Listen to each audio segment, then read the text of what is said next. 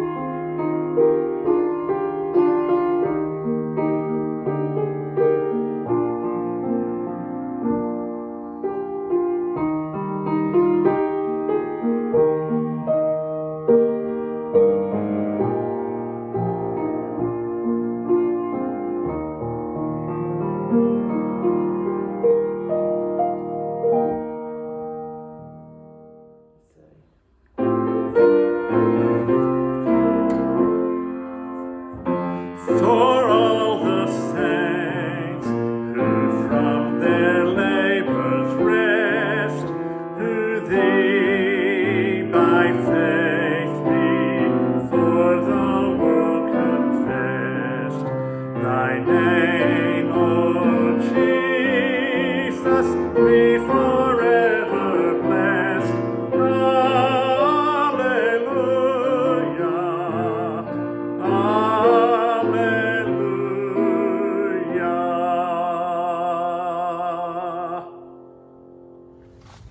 This morning is Veterans Day, so would you join me in a prayer for our veterans, please? God, this morning we pause in prayer to honor our veterans. When their nation asked, they said yes. Bless them for their unselfish service. Bless them as they face hardships that may linger long after their service has concluded. Bless them with positive memories of friendship and courage and your presence. Watch over these special, courageous men and women and bless them with joy and peace. Amen.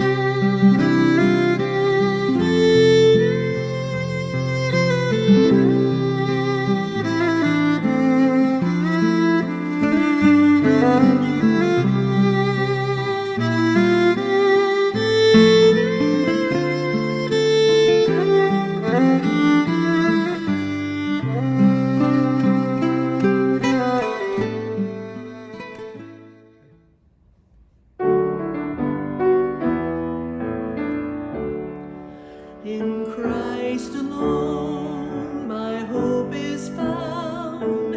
He is my light, my strength, my song, this cornerstone, this solid ground, firm through the fiercest drought and storm. What heights of love, what depths of peace, when fears are stilled, when striving cease.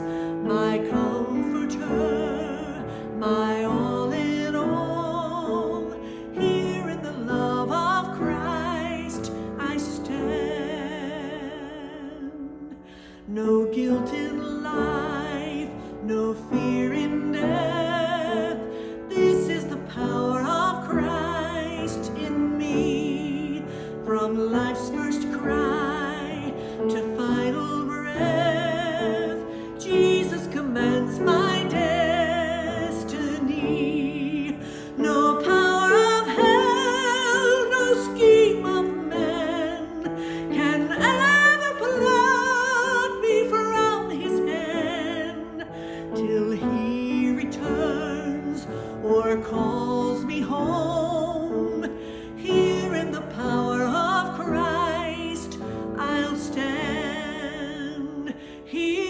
power of Christ I'll stand.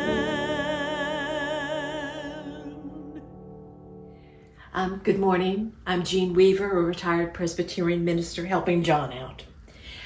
The gospel reading today is from John, the 11th chapter, verses 32 through 44. When Mary came to Jesus and saw him, she knelt at his feet and said to him, "Lord, if you had been here, my brother would not have died." And when Jesus saw her weeping, and the Jews who came with her also weeping, Jesus was greatly distressed in spirit and deeply moved. And he said, "Where have you laid him?" And they said to him, "Lord, come and see." And Jesus began to weep. So the Jews said, "See how he loved them." But some of them said, "Could not he have opened the eyes of the blind man, have kept this man from dying?"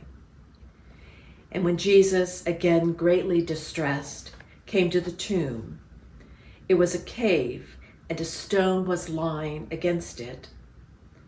And Jesus said, "Take away the stone." Martha, the sister of the dead man, said to him, "Lord, already there is a stench, because he has been dead for 4 days."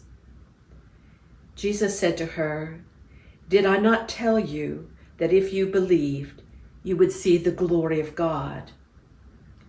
So they took away the stone, and Jesus looked upward and said, "Father, I thank you for having heard me.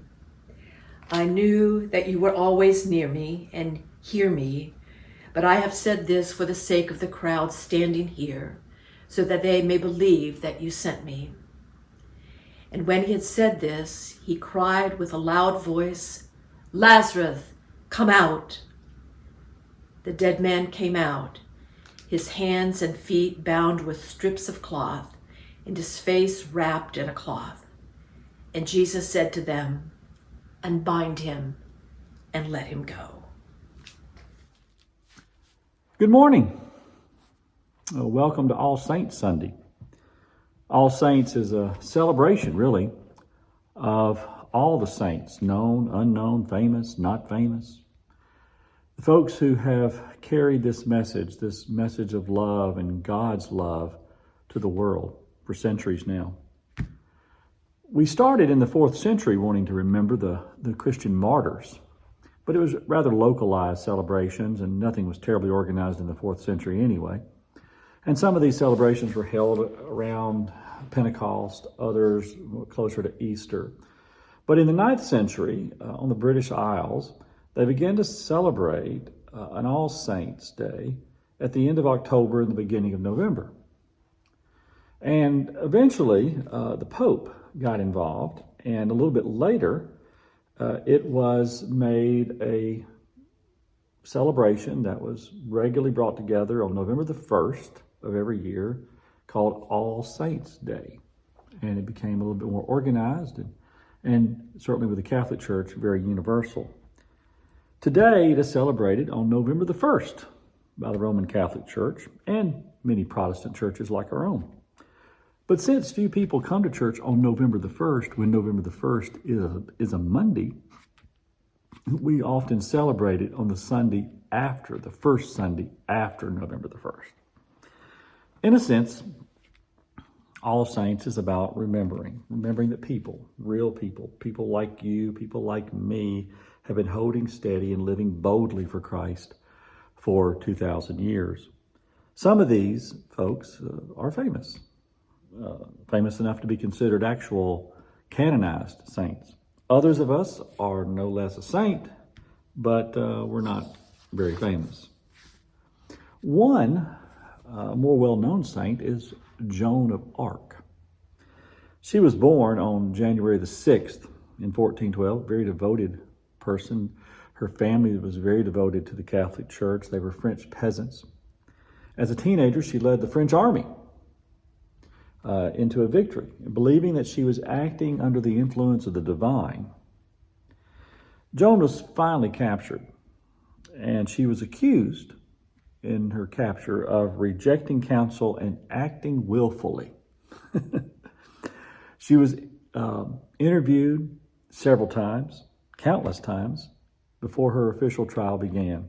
She was charged with multiple offenses, with her most serious crime being this one: rejection of church authority in favor of direct inspiration from God. Can't have none of that, listening to God now.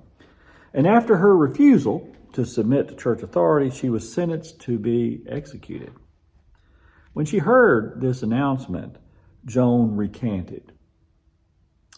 She was then condemned to perpetual imprisonment.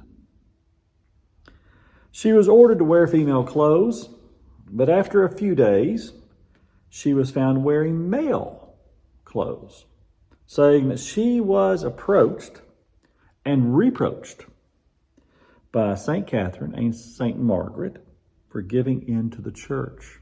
How about that? Two mystical dead saints turning on the church, telling Joan she was in the right. So, obviously wearing the men's clothes and recanting as she did, she was pronounced a relapsed heretic on May 29th, 1431. Turned over to secular authorities the next day, and on May 30th, Joan, who was just 19 years old, was burned at the stake. In 1920, Joan of Arc was recognized as a Christian saint by the Roman Catholic Church. While not all saints are martyrs, all saints do matter. Joan has a colorful story, and there are less colorful stories, but stories nonetheless that show people's deep commitment to this faith and deep abiding love for Christ, for their fellow man, and for the congregations that they happen to be in. The woman who cleaned Mount Vernon United Church without pay for 30 years does not have a day set aside in her honor like Joan of Arc. But at Mount Vernon, she's remembered. The disciple who owned the A&P grocery store and who decided to extend credit to his African American customers back into the 50s to assure that no one went without food and no one went hungry, he doesn't have a statue to honor his Christ-likeness, but people retell his story 70 years later. And then there's that woman who worked in the nursery for 40 years, rocking babies at St. Mark's Presbyterian Church. And then there's that man who tithed his very first check until his final Social Security check. And he's not called St. Gary, but he is a saint nonetheless. Sports teams retire numbers, universities names buildings after their loyal supporters. So it is only fitting that the church, on an annual basis, find a way to remind ourselves of the people who walked faithfully and who now walk joyfully. This past year, we lost some memorable and faithful saints. Peggy Arndt, Bill Williams, Lillian Graham, Mary Hester, Nolan Brunson. They all left their mark on us, and they will all be remembered. A second part of All Saints is that it provides us an opportunity to speak of eternal things. There's more to All Saints' Day than life and death. This morning's reading comes from John chapter 11, and it's a rather long reading, but I think it's necessary on this Sunday of all Sundays. Now, a man was sick, Lazarus from Bethany, the village of Mary and her sister Martha. This was Mary who anointed the Lord with ointment and wiped his feet with her hair, whose brother Lazarus was sick. So the sisters sent word to Jesus saying, Lord, he whom you love is sick. When Jesus heard this, he said, This sickness is not unto death, but for the glory of God, that the Son of God may be glorified in it. Now Jesus loved Martha and her sister and Lazarus. So when he heard that he was sick, he remained where he was for a couple more days. Then after this, he said to the disciples, We need to go to Judea. His disciples said to him, Well, Rabbi, the Jews were just trying to stone you. Are you going there again? Jesus answered, Are there not 12 hours in the day? If anyone walks during the day, he won't stumble, because he sees the light of this world. But if anyone walks during the night, he stumbles, because the light is not in him. And after he said this, he said to them, Our friend Lazarus has fallen asleep, but I am going that I may awaken him from his sleep. And the disciples said, Lord, if he's sleeping, he will be well. Now Jesus had spoken of his death, but they thought he was speaking of getting rest through sleep. So then Jesus plainly told them, Lazarus is dead, and I am glad for your sakes that I was not there, so that you may believe. Nevertheless, let's go see him. Here we have life and the real lives that we live.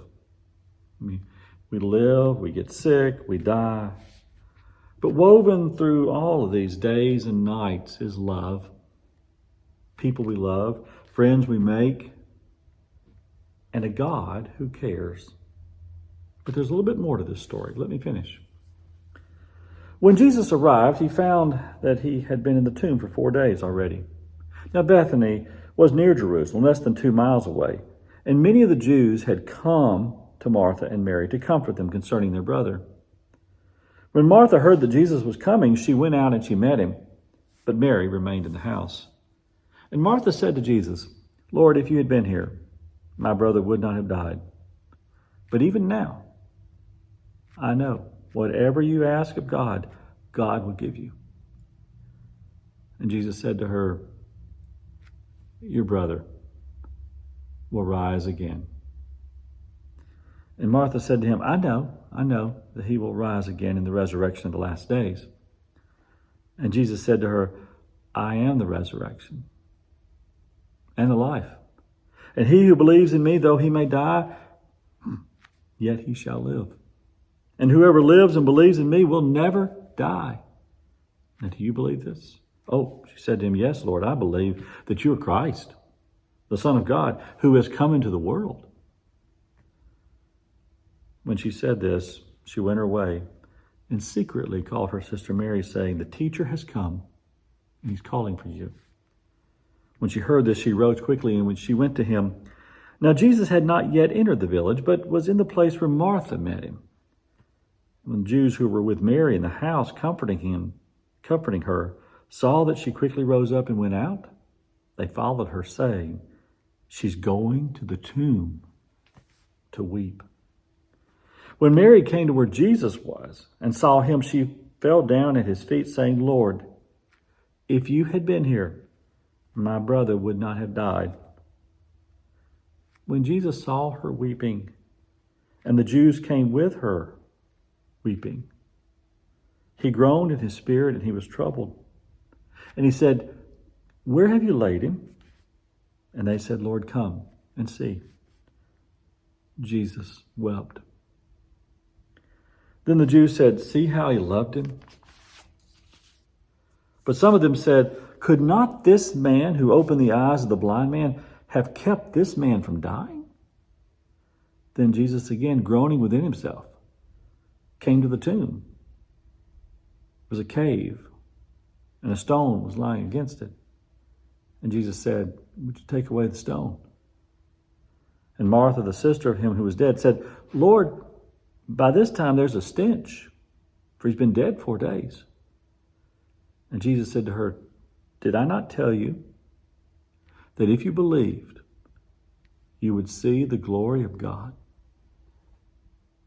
So they took away the stone from the place where the dead man was lying.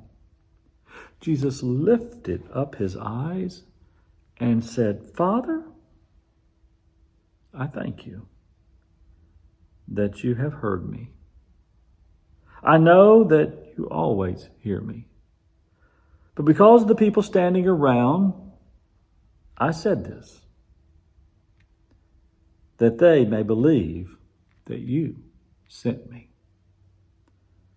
When he had said this, he cried out in a loud voice, Lazarus, come out. And he who was dead came out. His hands and his feet were wrapped with grave cloths, his face wrapped with a cloth. And Jesus turned to people and said, unbind him, let him go. Now, hopefully you heard in that story, along with living and dying, All Saints is also about remembering and celebrating. Remembering the divine grace of God and celebrating that death does not have the final word. God does. Now, I look at All Saints as a sort of a 3-act play. And we promote the 3rd act really poorly. Act 1, saints live and die. Well, we covered that. Act 2, we remember and we celebrate. Well, we just covered that. Act 3, there's more to our story than we are actually telling. This is the part we whisper. We don't do such a good job telling this part. Churches often choose names based on their location, like we did, Pelham Road or Brushy Creek. Others are given names that reinforce their traditions, St. Mary's, Christ the King. Then there are those that are given names that reflect not divinity or location, but the worshipers, the People's Church, Renew Church, Giver Church.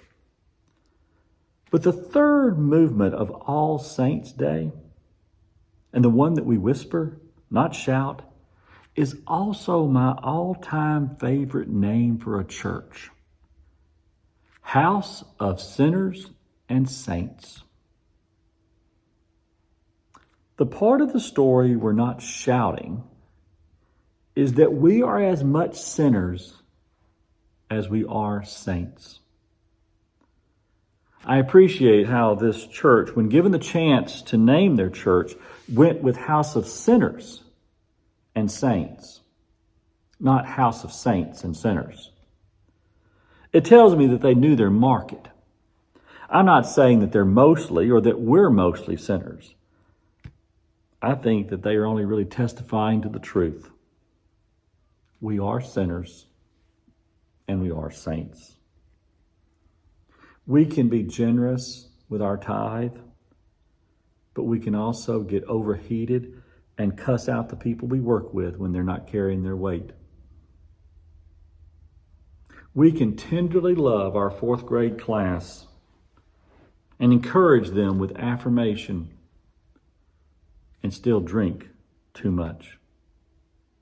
We can pledge fidelity to the love of our life, then slip up in a moment of temptation and need forgiveness like we need a coat in January. We can serve the homeless by preparing meals and giving money, and then lie and cheat on a business deal. This is us. We are sinners and we are saints. We are frail and prone to wonder. People always in need of grace. Yet we are also saints. People who give generously to the homeless. People who forgive when hurt. People who have patience beyond reason. And people who, when God taps us on the shoulder, say, "Why, yes, Lord, I can help."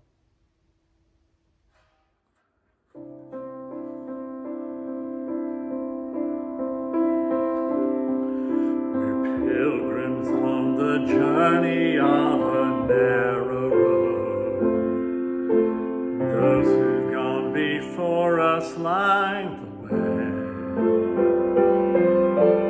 cheering on the faithful, encouraging the weary, their lives a stirring testament to God's sustaining grace. Surrounded by so great a cloud of witnesses, let us run the race not only for the prize,